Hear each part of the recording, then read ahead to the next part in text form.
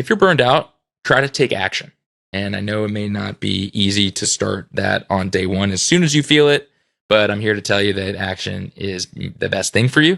And even if you don't take action today after hearing it from me, I'm going to say it so that at some point, this clip is going to play in your mind to take the action that you know you need to. Welcome to the Direct Cremation podcast with your hosts, Tyler Yamasaki and Will Michaelis. Hi, and thank you for joining us on the Direct Cremation podcast. I'm your host, Will Michaelis, death care consultant and former manager of the Omega Society, a large cremation brand that served over 4,500 families a year. Again, you'll notice today I'm by myself with no Tyler. So if you're out there as a loyal listener, give Tyler a shout out. We miss him. Today I'm going to do a part 2 episode for self-care. In the last episode, the first part of the self-care series, I talked about a lot of workplace burnout issues, causes of workplace burnout, symptoms of workplace burnout, things like that. And in this episode, I wanted to kind of finish out and flush out all the thoughts on burnout in the industry, and really round out the discussion and topics of what the Mayo Clinic discusses on their website about how to handle job burnout and what the potential consequences of the burnout may be. So I think we did a really good job in part 1 setting up how burnout occurs in the workplace and specifically tying that in with how emotional death care as an industry is itself and how that can take a more acute form with people in the funeral service industry. So I kind of want to pick up where we left off and talk about some of the risk factors for burnout in this profession and in general. And if you're listening to this and this resonates with you and has resonated with you for months or even years at your job, then it might be time to reevaluate or talk with your manager or supervisor about what's going on, and not holding it in. So really, this podcast is meant to give you permission to think about these questions for yourself, think about these questions of burnout for yourself and maybe with your team, and maybe taking an honest assessment to see if you're really feeling the strain of workplace burnout, because you're not alone. So let's jump in here. Job burnout risk factors. So the following may contribute to your burnout in the workplace. If you have a heavy workload or long work hours or unpredictable work hours, this might contribute to burnout. I can really see this applying to, people taking weekend phones or overnight phones for their company and maybe not getting enough time to recuperate after taking overnight phones or phones for the weekend for their company.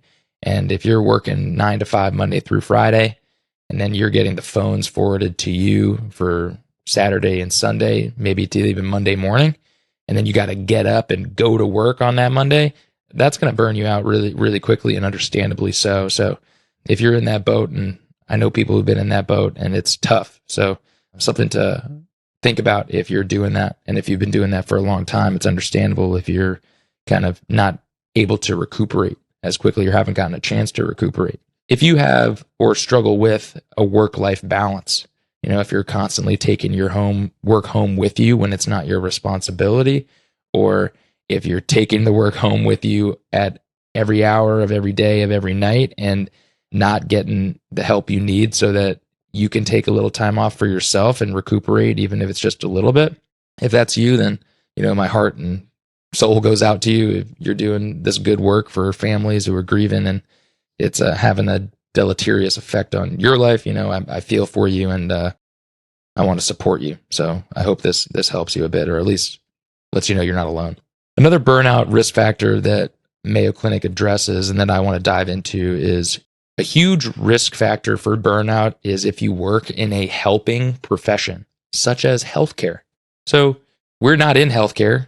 However, we're very close to it. And we deal with a lot of the same type of traumatic responses as those who are dealing with a health crisis deal. And oftentimes we are dealing with a health crisis when we're dealing with a family who's just experienced loss. So this is us. We are in a helping profession. I don't think I need to, dive in too deeply on that, but if you're in this industry, we are in a helping profession, just like hospice and the like. So with that, I think that it's very easy to get burned out because you are taking on so many other people's emotions as part of your work. And I think we know that intuitively in our industry. And I think it's good to bring out into the open and give ourselves a little extra slack. Because if people are working regular corporate laptop jobs or work from home jobs and they're getting burned out, it's really reasonable for those of us in the funeral service profession who are dealing with constant family issues, conflict resolution, loss, grief, trauma, result of poor family relationships, or even just any type of sad situation, which is what we deal with on an everyday basis. This is going to affect you more. And especially as a worker who's been called to this industry, you're generally a more empathetic and compassionate person. And leads into what healthcare professionals and death care professionals call compassion fatigue. Your 9-to-5 job is determined by your ability and capacity to deploy compassion and empathy for those you're serving. And that is exhausting, to say the least. I'm sure there are other words for it, and you can tell me in the comments what other words you have for it. But I can think of exhausting as a pretty good all-encompassing word, but if you have others, throw them in the comments. Lastly, for risk factor for burnout, you feel that you have little or no control over your work. So this kind of dovetails and it can be coupled with one of the things I mentioned in part 1, where you have a lack of control over your job expectations or unclear job expectations. I think this really couples nicely into that section of part 1 for possible causes of burnout. So these risk factors, if you feel that you have little or no control over your work, this is going to cause you to spiral unnecessarily. I can speak from personal experience that it is a brutal environment to try to work under and achieve under. So if you're going through that or have management or supervisors that make you feel that you have little or no control over your work, whether it's because of micromanaging or unnecessary meetings or poor operating procedures that you feel kind of debilitate your ability to do good work, then I can really feel that that is going to have a effect on you over time. And it just depends on how you are as a person to see how long you can kind of really live with that. And if you can even thrive through that type of environment, because I know that I can't, and most people can't. So if you're feeling that lack of expectations or lack of control over your work, or you're getting, super micromanaged, that is a tough situation. And I just want you to know that it's not normal to have to deal with that, and you need to take care of yourself. So that's my prescription for you funeral service pros out there who aren't getting enough R&R. Consequences of job burnout. So I think if you're going through job burnout, you know the consequences of job burnout because you're probably feeling them right now. Some of those things are very serious consequences, and left unaddressed, some of them can really cause issues for you health-wise. So don't leave them unaddressed. Don't ignore them. Take care of them, whether it's through your medical doctor or a mental health professional. Seek help, seek community, seek support. You always have us here on the podcast to shoot it straight with you. So if you want to get in touch with me, happy to talk with you. You're not alone in this profession. There's a lot of us going through the same thing every single day. And part of our mission on Direct Cremation podcast is not only to help those with business development in the industry, but also really talk frankly about the industry and what the problems are that are specific to our industry and the workforce that we're meant to lead and the families that we're meant to help with that workforce. So I think just bringing all these things out into the open and being transparent about them is the best way to address them. So what are some other consequences of job burnout? So excessive stress, fatigue, and insomnia. Those are the first three listed here. And excessive stress and fatigue and insomnia, that excessive stress can lead to like chronic anxiety. You basically put your body into that fight or flight mode perpetually because you're constantly on edge, whether it's answering emails or answering the phone or helping the next family or responding to your team. Or if you have lack of clarity on your job scope or your works particularly, you could just be stressing out because of the unknown ask that your manager might ask you, at the last 2 hours of the day, something that you weren't expecting to do, but they constantly try to get as much out of you as they can, and you know that it's coming, so you live in constant fear that some ad hoc responsibility or task is going to be thrown on your plate in the morning or the end of the day or 5 o'clock on a Friday, things like that. So be aware of those things and how they wear on you. Fatigue and insomnia, if you're bringing home complicated family situations, difficult conflicts that you've had to deal with, maybe among your own team members or with families, bringing that home can really wear on your energy levels and maybe even affect your sleep. And you're not going to come to the office 100% if you're chronically fatigued or not getting good rest at night. So be sure to take care of yourself. And something that I've done in more recent months is, and this would require you not to be on call and have clear expectations of what you're responsible for, but don't check your email. Don't check your work email before, like, more than an hour before you go to bed, and try not to look at your phone screen at all an hour before bed. This is going to really help your brain calm down and get ready for sleep and get you into deep sleep faster, help you recuperate so that you can wake up more refreshed the next day. And I found that it works for me, but you may be different, and you may fall right asleep after being on TikTok for an hour. So if that's you, kudos to you. But the research generally shows that your brain is able to calm down if you don't look at a screen, about an hour before you go to bed. So take it, leave it, let me know if you do it. And if you find any success or I'm completely wrong, let me know in the comments. What are some other consequences of burnout? Sadness, anger, or irritability. I've been there. I'm sure we all have. You get things thrown on your plate and you're burned out and it's more than you can chew and you're forced to bite it off. That can leave someone sad, angry, or irritable. So I'm with you if that's you. Alcohol or substance misuse. This is an important one. I want to delve into this one because we're coming off COVID pandemic, and I don't know, wherever you are in your funeral service career or location, I can speak from personal experience that the COVID pandemic, in my eyes, anecdotally, so don't take it to the bank, you can do a study on it later and let me know.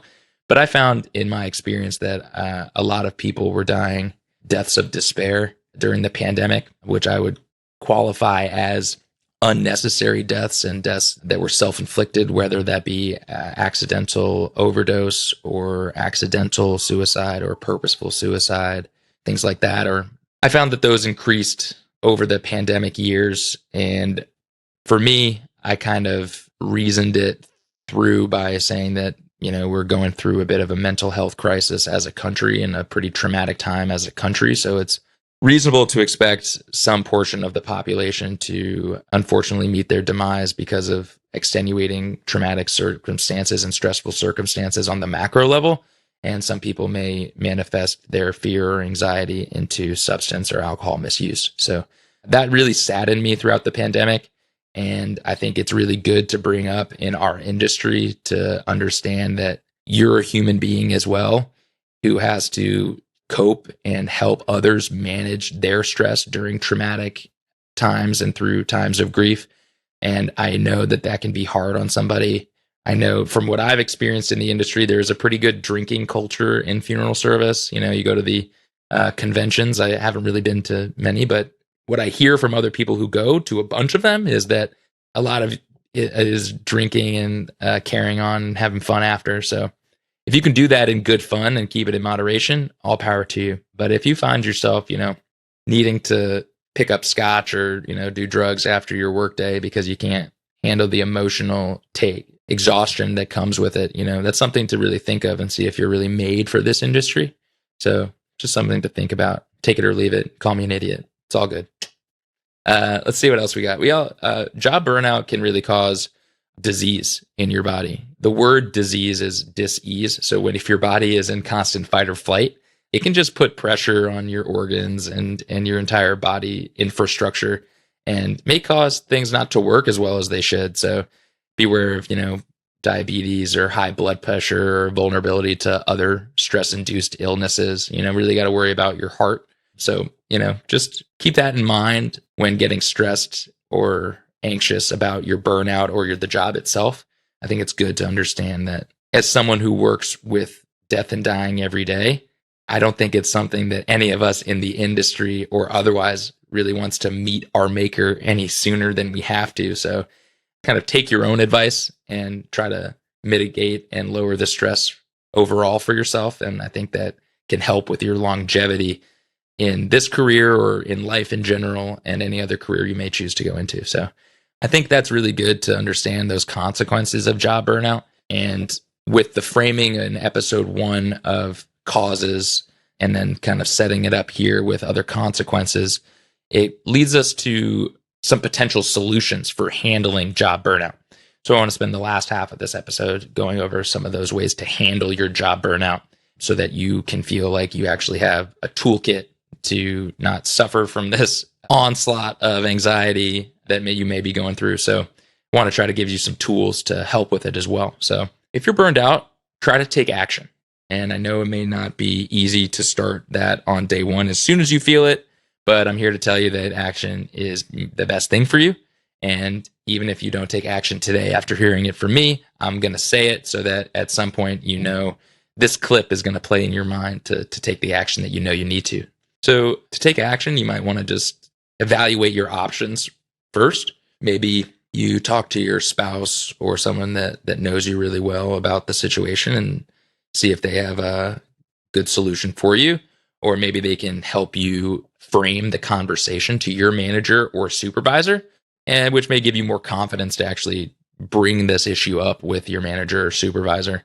And hopefully, if you can do that productively, then you can work out a change of expectations or reach compromises or other solutions to make you feel that you've been taken care of and at least acknowledged in your burnout, and come together with a plan to get you back on track, because it's in your manager's best interest to have you 100% at the office and not just constantly making you pour water from an empty cup. So, and then here, what else we got? We got seek support. So I think that kind of goes into what I was talking about with finding someone that cares about you, wants you to make the right decision. It has your best interest in mind.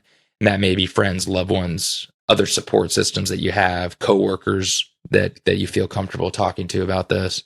If there's any type of employee assistance program, take advantage of any relevant services that they may offer when it comes to therapy or online therapy or any other anxiety mitigating services that they may offer for free. Get some exercise and get some sleep. So we talked about this earlier. It's important to, put your body under physical stress. It helps release endorphins and makes your body run smoother. Overall, it'll lower your stress levels throughout the rest of your day and in general. So something to keep in mind as kind of an overarching, consistent way to kind of keep stress low is just getting good sleep and exercise. Try a relaxing activity. This is something that I really leaned into myself, and I'm happy to talk to anybody about this in greater depth if they're interested. Relaxing activities are great for me. I find that it helps me stay present and think clearly. And usually there are some methods, especially with breath work, which I like to use, a way to really snap back to reality and reduce stress in a minute or two. And it can change your entire outlook on the entire day. And that's huge. And it was huge for me. So if you want more resources on meditation, let me know in the comments. I'll probably do an entire video on what I use for myself. I think it would help a lot of people in funeral service who are looking for something to lower their stress levels and lower their blood pressure when it boils at the office. So happy to do that for everybody. And lastly, mindfulness. Mindfulness really kind of dovetails on my selection of relaxing activities. It's the practice of focusing on your breath flow and being really aware of the present moment and using your breath to kind of get that awareness and build that awareness within you. And I found in the last 2 years that has helped me unbelievably with this type of work. It allows me to get centered quickly, and I have a protocol for myself that I like to use that really takes less than 10 minutes, and I feel like a brand new person after it. So I'll probably be sharing that with you in another video. I'm no expert. I'm no medical expert or breath expert. I'm just going to share with you videos and other creators that I've learned from and whose videos have helped me. So I want to share that with you guys in this industry because I don't think it's too shared in this industry. I don't think it's that really gotten that much reach in this industry, but I'm going to try to kind of support that mindfulness movement and the meditation and breath work and yoga as kind of foundational ways that you can, keep your stress levels low and manage your recuperation mentally and physically. So those are really all the ways to handle that burnout. So evaluate your options, seek support, try a relaxing activity, make sure you're getting some exercise, make sure you're getting good sleep, and find a protocol that works for you to be mindful and get yourself present and not anxiously thinking about the future and things that you can't control. So yeah, let me know what you think of the episode. I'm trying to do something a little bit more, I'd say, useful, but kind of not talked about too much. Really ways that you can help yourself bring your A game to your work every single day, because I know it's not easy for us. Again, just want to let you know how I appreciate everybody in this profession and what you're doing for families out there who are grieving and needs a shoulder to cry on. So the least I can do is try to show you a few things that I've used myself and what the experts say on how to manage that stress for yourself. So I hope this helps, and I hope you find it useful. See you in the next episode. Bye. Thank you so much for listening. If you've enjoyed this episode, please leave us a review on Spotify or Apple Podcasts. If you ever want to know more, please find us at directcremation.com.